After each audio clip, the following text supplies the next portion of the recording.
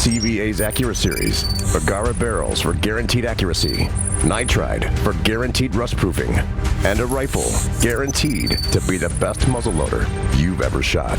CVA, it's just a better gun. This segment's being sponsored by Tri-Green Equipment. Stop in and see them at 21 locations in Alabama, Mississippi, and Tennessee. They can take care of all your Honda, Steel, and John Deere needs. All right, everybody, this next segment's being sponsored by our friends over at Courtney's Restaurant and Catering. They're at 4066B North Mount Juliet Road in Mount Juliet, Tennessee.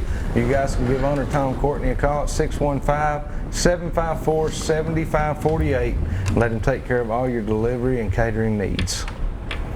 All right, welcome back to the studio. Again, I got Daniel Brown here with me tonight from the Real Deal Guide Service.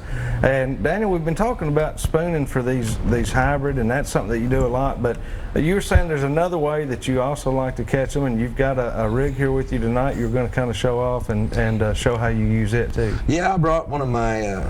This is one of my go-to for hybrids for sure. This is a Chartreuse Super Fluke, and I've got I believe that's a 1/4 ounce. Swim jig head I've got on there. It's got I think it's a 3/0 hook on it, but that right there will catch fish all year. I like the Chartreuse when the water's got a little color to it. I'll tell you what, that's a deadly bait. I'll cast it out, I'll throw it out, let it go to the bottom, and just swim it back real slow. And I've noticed if I'll twitch my rod tip just a little bit as I'm reeling it in, just constantly moving that rod tip, that tail will sit there and just flutter in the water. And that, I'll have people in the boat that's not doing that, and I'll catch 3 to their 1 just from moving the rod tip. So that's a good tip.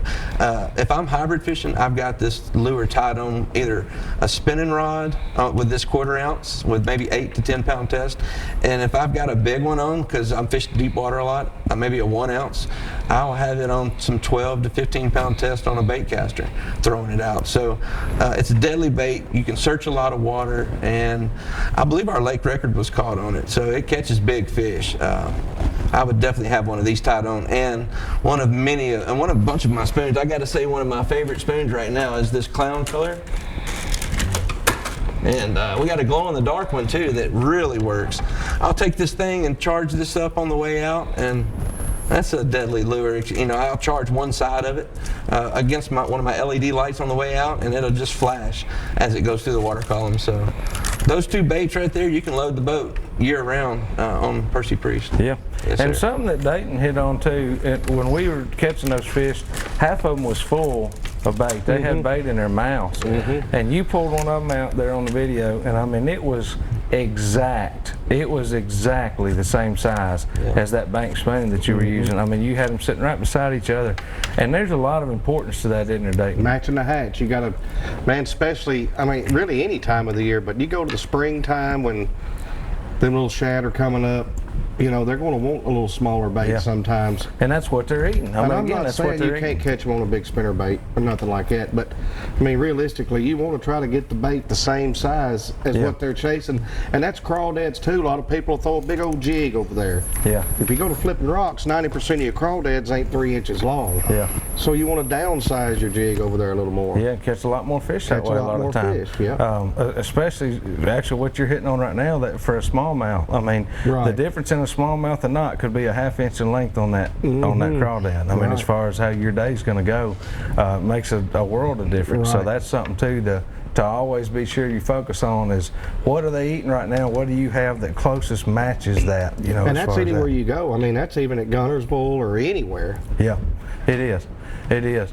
Now, Daniel, is there any other, you know, do you use any other methods as it gets warmer?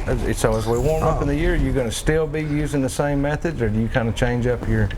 Yeah, well, I mean, we've got different methods throughout the year. I tell you, summertime, we really like to catch them on chicken liver. I mean, I've had customers say, I don't believe you can catch them on liver, and I'll make a believer. Well, I told you my story behind that. You know, we accidentally found out you can catch them on chicken liver while catfishing, and that was when I was young, and I always thought it was odd, and half the people I told, like you just said, they didn't believe me, but there's a reason for that, isn't there? Yeah, my buddy Richard booked a trip just for that. He's like, I don't believe you're going to catch them. And man, I tell you, it's hard to find liver June, July, August around here. It is. They're wearing it out. Yeah, they are. Well, guys, we're going to get ready to take another quick break, and we'll be back here in just a minute with some more Southern Woods and Waters.